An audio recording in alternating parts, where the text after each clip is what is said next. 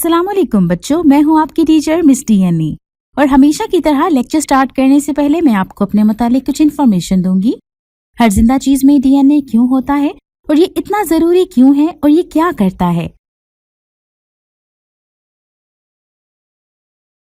DNA protein को synthesis करने की फैक्ट्री है। डीएनए ट्रांसक्रिप्शन के मेथड की हेल्प से तमाम डीऑक्सीराइबोन्यूक्लिक एसिड को सिंथेसिस करता है और फिर ट्रांसलेशन के प्रोसेस से इसको फर्दर प्रोटीन्स में ट्रांसलेट करता है। तो चलिए अब हम अपने एक्सपेरिमेंट की तरफ आते हैं, जिसमें हम देखेंगे कि एक इंसान लंग्स में कितनी एयर लेकर जा सकता है। तो चलिए एक्सपेरिमेंट 10.2 की वीडियो देखते हैं।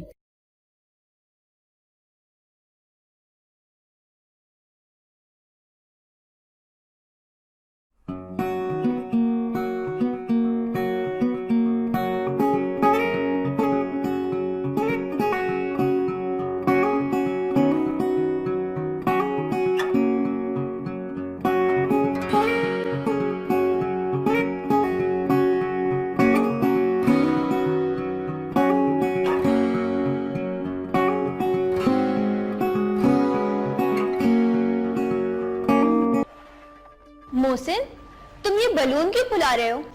ओफ, अब क्या हम गुब्बारे से खेलेंगे?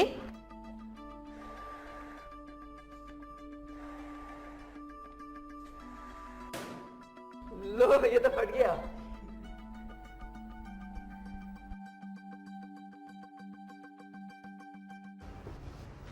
अस्सलाम वालेकुम स्टूडेंट्स, कैसे हैं आप सब? आज मेरे साथी स्टूडेंट्स कुछ कर रहे हैं यहाँ पर। मोहसिन, आप गुब्बारों के साथ क्या कर रहे हैं? मिस, मैं ये देख रहा था कि मैं 1 मिनट में कितने गुब्बारे फुला सकता हूँ, लेकिन लगता है शायद ये ज्यादा हवा होने की वजह से फट गया। जाहिर सी बात है, तुमने इस गुब्बारे में इसकी कैपेसिटी से ज्यादा हवा भर दी थी, इसलिए ये फट गया। मिस, मैं एक बात सोच रही हूँ, हमारे लंग्स यानी फेफड़े भी तो बलून्स की तरह होते हैं ना? जब हम सांस अंदर लेते हैं तो ये फूल जाते हैं और जब हम सांस बाहर निकालते हैं तो ये सिकुड़ जाते हैं। जी बिल्कुल फरीना, बलून अंदर से मुकम्मल होलो यानी खोखला होता है, जबकि लंग्स के अंदर स्पंजी और लचकदार टिश्यूज में हवाई थैलियां मौजूद होती हैं। इसीलिए लंग्स भी हवा भरने की वजह से फूल जाते हैं। लेकिन मिस, जैसे ज्यादा हवा भरने से बलून फट गया क्योंकि इसकी कैपेसिटी इतनी ज्यादा नहीं थी, तो क्या हमारे लंग्स की भी कोई मखसूस कैपेसिटी होती है कि इनके अंदर कितनी हवा भरी जा सकती है? जी बिल्कुल, हमारे लंग्स की भी कैपेसिटी होती है कि वो किस हद तक अपने अंदर हवा भर सकते हैं। सबसे गहरी सांस के दौरान हवा की वो मिकदार जो हमारे फेफड़े अपने अंदर समा सकें, उसको टोटल लंग्स कैपेसिटी कहते हैं। मिस, क्या आप बता सकती हैं हमारे लंग्स की टोटल कैपेसिटी कितनी होती है? एक एडल्ट इंसान की औसत लंग्स कैपेसिटी तकरीबन 5 लीटर है, यानी ब्रीदिंग के अमल के दौरान आपके फेफड़े तकरीबन 5 लीटर तक हवा अपने अंदर होल्ड कर सकते हैं। ओह, ये तो बड़ी हैरतअंगेज बात है। मिस, स्पोर्ट्स के खिलाड़ियों की लंग्स कैपेसिटी तो आम इंसानों से ज्यादा होती है ना? जी मोहसिन, इसीलिए वो तेज भाग सकते हैं और उनका स्टेमिना भी ज्यादा होता है। लेकिन मिस, उन्होंने बड़ी मेहनत और वर्जिश के जरिए अपनी लंग्स कैपेसिटी बढ़ाई होती है। जी बिल्कुल, हम सब भी वर्जिश करके और गहरे लंबे सांस लेने की मशक करके अपनी लंग्स कैपेसिटी बढ़ा सकते हैं। मिस, क्या मैं लैब में किसी तजर्बे के जरिए ये जान सकता हूँ कि मेरे लंग्स की कैपेसिटी कितनी है? जी क्यों नहीं, लेकिन बिलाल पहले आप ये बैलून रख कर आइए।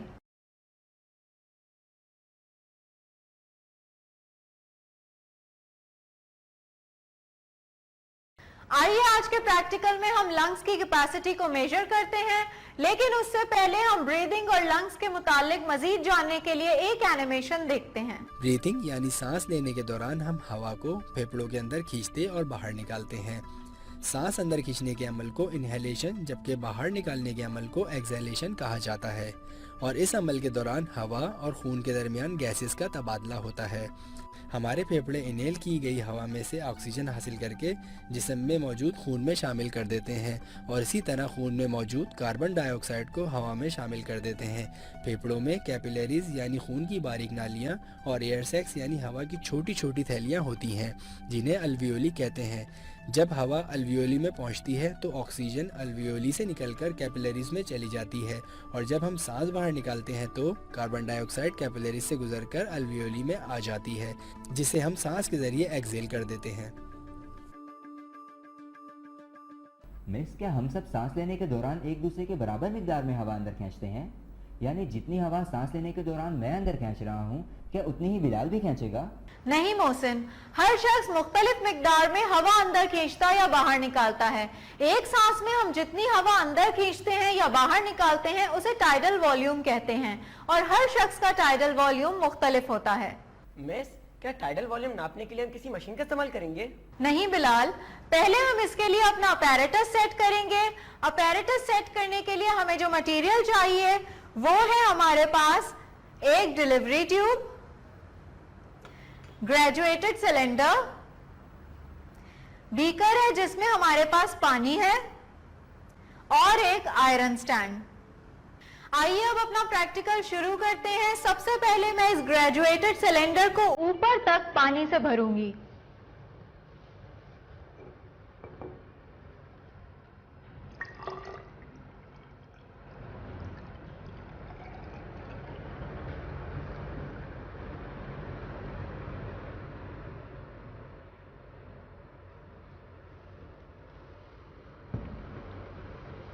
अब हम इस ग्रेजुएटेड सिलेंडर पे हाथ रख के इस बीकर में उल्टा करके रखेंगे ताकि इसका पानी ना निकले और ये बीकर में अच्छी तरह से डूब जाए।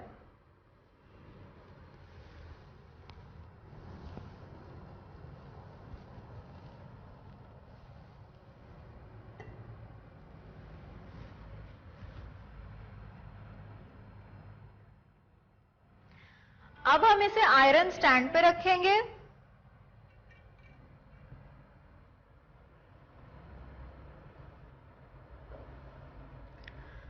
और इस ग्रेजुएटेड सिलेंडर को क्लैंप की मदद से फिक्स करेंगे, लेकिन इसका मुंह पानी से निकलना नहीं चाहिए।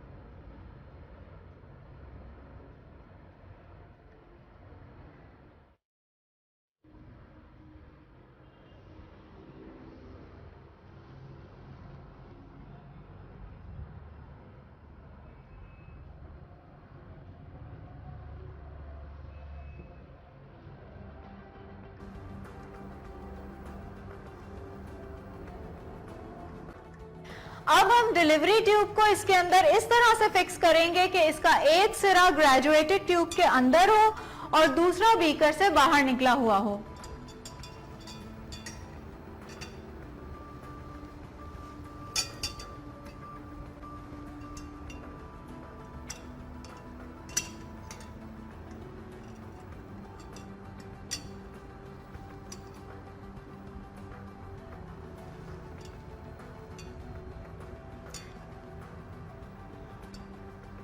मोहसिन, अब आप आइए और सांस खींचकर इस डिलीवरी ट्यूब में फूंक मारिए।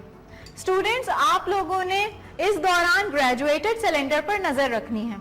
आइए मोहसिन। Okay miss.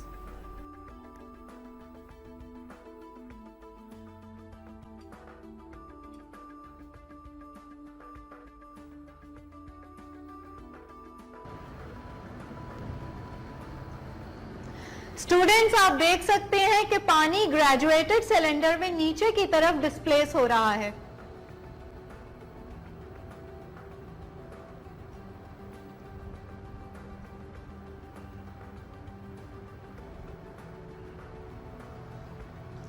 जितना पानी डिस्प्लेस होगा उस वॉल्यूम को हम नोट करेंगे। अब मैं ग्रेजुएटेड सिलेंडर को निकालकर दोबारा से फिक्स करूंगी और हम इस तजुर्बे को दोबारा से दोहराएंगे।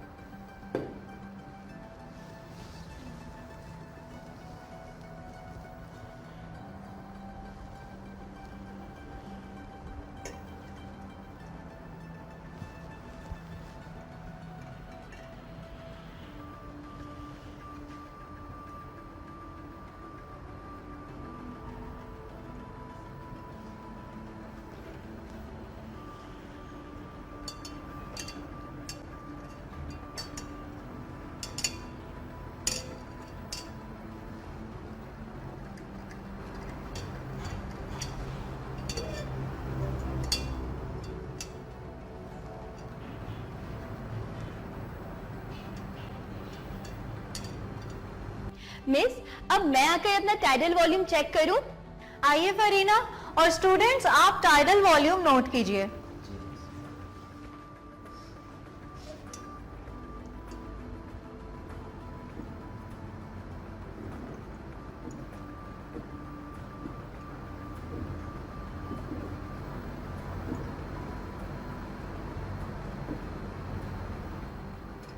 अरे मिस, फरीना का टाइडल वॉल्यूम तो मुझसे कम है। जी मोहसिन, आपने बिल्कुल सही नोट किया। अमूमन फीमेल का टाइडल वॉल्यूम मेल के टाइडल वॉल्यूम से कम होता है।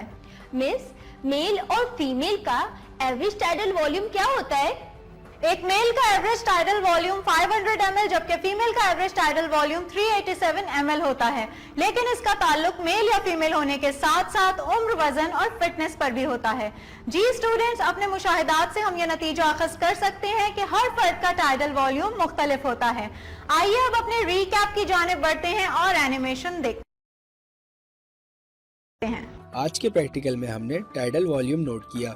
इसके लिए हमने ग्रेटिट्यूड ट्यूब को रिटॉर्ट स्टैंड पर उल्टा करके फिक्स किया और इसके नीचे पानी का बीकर भरकर इस तरह रखा कि ग्रेटिट्यूड ट्यूब का मुंह पानी में डूब गया। फिर हमने डिलीवरी ट्यूब को ग्रेटिट्यूड ट्यूब के अंदर डाला। हमने डिलीवरी ट्यूब के इस सिरे से जो बीकर से बाहर था फूंक मारी और देखा कि ग्रेटिट्यूड ट्यूब में पानी का वॉल्यूम कम हो गया है। हमने इस वॉल्यूम को बतौर टाइडल वॉल्यूम नोट किया। शुक्रिया मिस, आज के प्रैक्टिकल से मेरी मालूमात में बहुत इजाफा हुआ है। मुझे तो ये जानकर बहुत हैरानी हुई है कि हमारे लंग्स इस हद तक एक्सपेंड हो सकते हैं कि 5 लीटर तक हवा भरी जाए। मुझे खुशी है कि इन तजुर्बों से आपकी मालूमात में इजाफा हो रहा है। आइए अब आज के सवाल की जानिब बढ़ते हैं। मेरा आज का सवाल है कि पहाड़ी इलाकों में रहने वाले लोगों जैसे कि मरी में रहने वाले लोगों का टाइडल वॉल्यूम लाहौर में रहने वाले लोगों से ज्यादा क्यों होता है? ओके स्टूडेंट्स, आप मेरे इस सवाल का जवाब जरूर ढूंढिएगा। अब मुझे इजाजत दीजिए, अगले प्रैक्टिकल में फिर मुलाकात होगी। अल्लाह हाफिज। अल्लाह हाफिज मिस। चलिए तो अब हम आज की टिप ऑफ द डे देखते हैं। रेस्पिरेटरी सिस्टम एनवायरनमेंट से ऑक्सीजन जो कि हमारे सेल्स के जिंदा रहने और ग्रो करने के लिए जरूरी है को एक्सट्रैक्ट करता है और रेस्पिरेटरी सिस्टम कार्बन डाइऑक्साइड को भी एलिमिनेट करता है जो कि ऑक्सीजन को यूज करने पर प्रोड्यूस होती है। इस प्रोसेस को रेस्पिरेशन कहते हैं जो कि ऑटोमेटिक इनवॉलंटरी प्रोसेस है।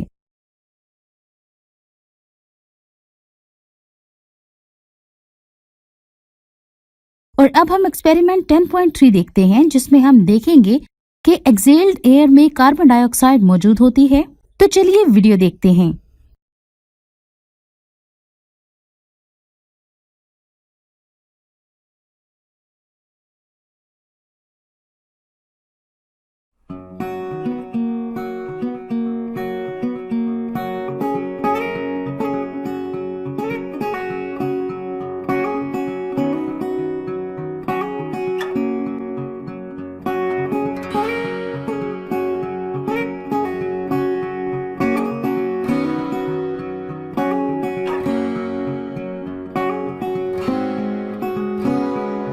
अस्सलाम वालेकुम स्टूडेंट्स, कैसे हैं आप सब?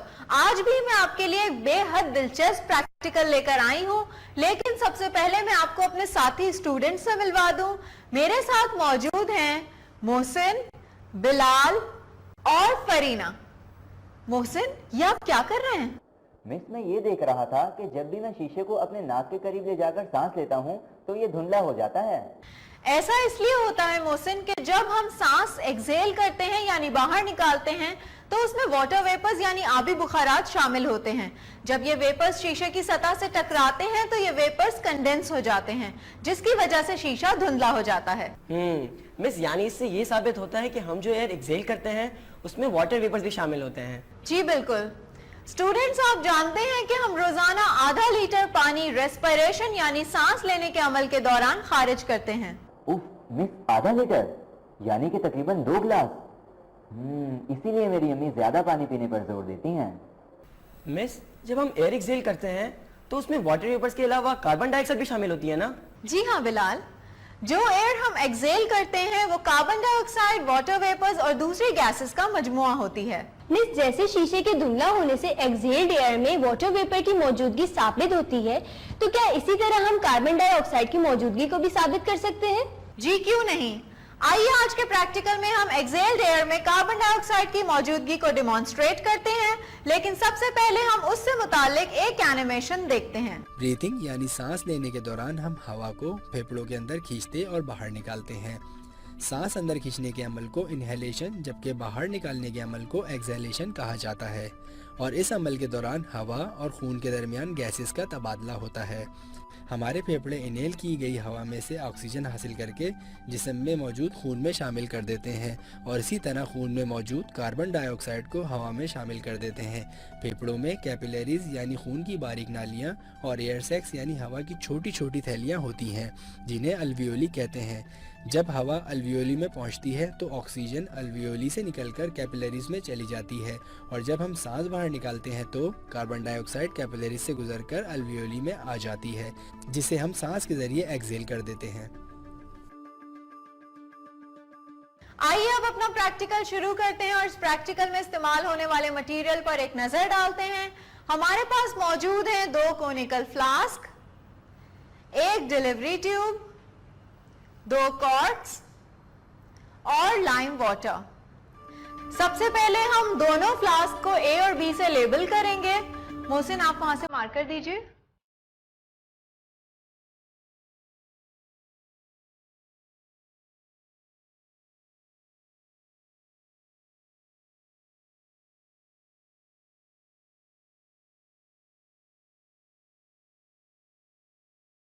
अब हम दोनों फ्लास्क को 1/4 यानी 1/4 चूने के पानी से भरेंगे।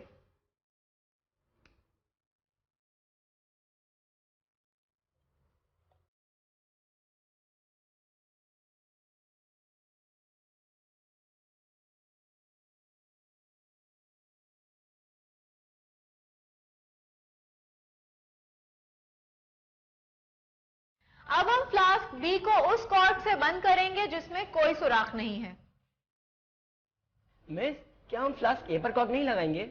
लगाएंगे बिलाल, लेकिन पहले हम इस कॉर्क में जिसमें सुराख है इसमें से पहले डिलीवरी ट्यूब को पास करेंगे, फिर इसे फ्लास्क ए पर लगाएंगे। मोहसिन, अब आप आइए और पहले अपनी सांस अंदर खींचिए, फिर इस डिलीवरी ट्यूब के जरिए फ्लास्क ए में फूंक मारिए।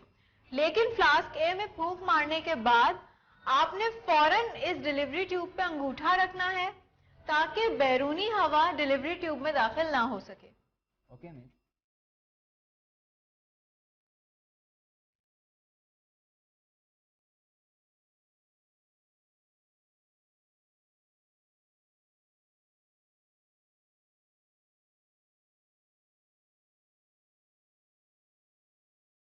अरे मिस, फ्लास्क ए में मौजूद लाइम वाटर तो मिल्की हो रहा है।